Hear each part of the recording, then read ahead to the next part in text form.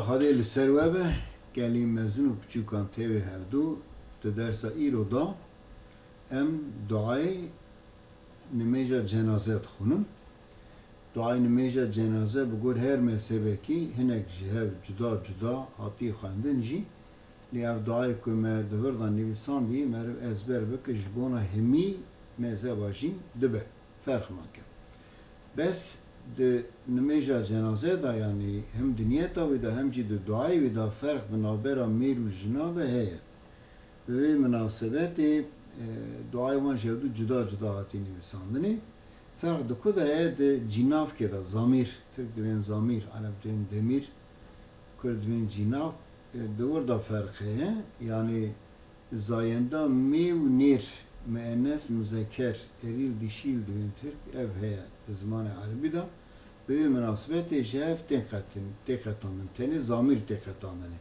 و کدین و کودی دعای که مرو جه مزن بچوک جمیر هر کسی را خونه افگایا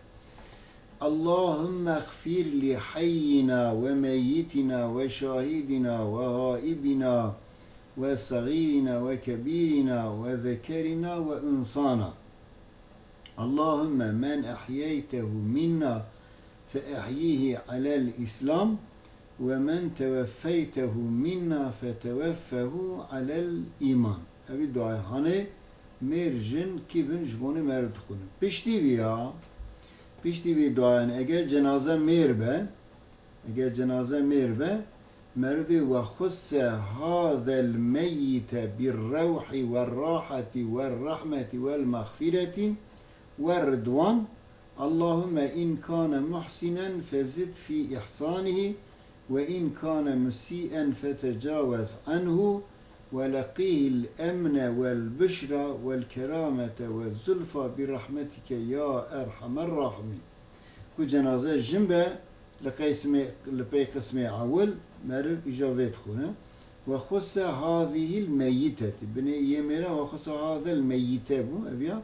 هذه الميتة زامر هذه جبو جناية ميتات سيدي ساجبو مهنس زايندان ميه بالروح والراحة والرحمة والمغفرة والرضوان اللهم إن كانت محسنة لبدرا إن كان محسنا ميربو إن كانت محسنة جن فزد في إحسانها وإن كانت مسيئة فتجاوز عنها إمير وإن كان مسيئا فتجاوز عنه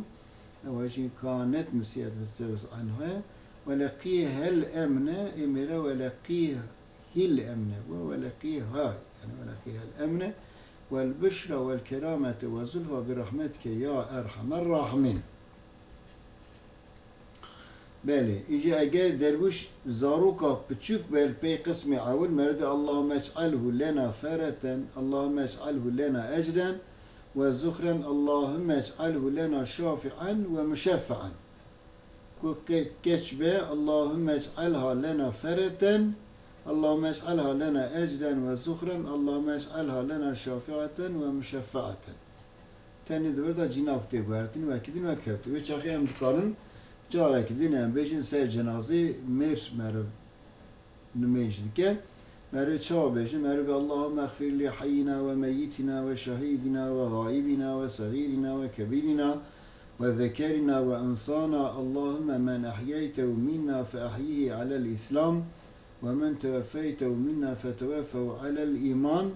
وخص هذا الميت بالروح والراحة والرحمة والمغفرة والرضوان اللهم إن كان محسنا فزد في عصاني وإن كان مسيئا فتجاوز عنه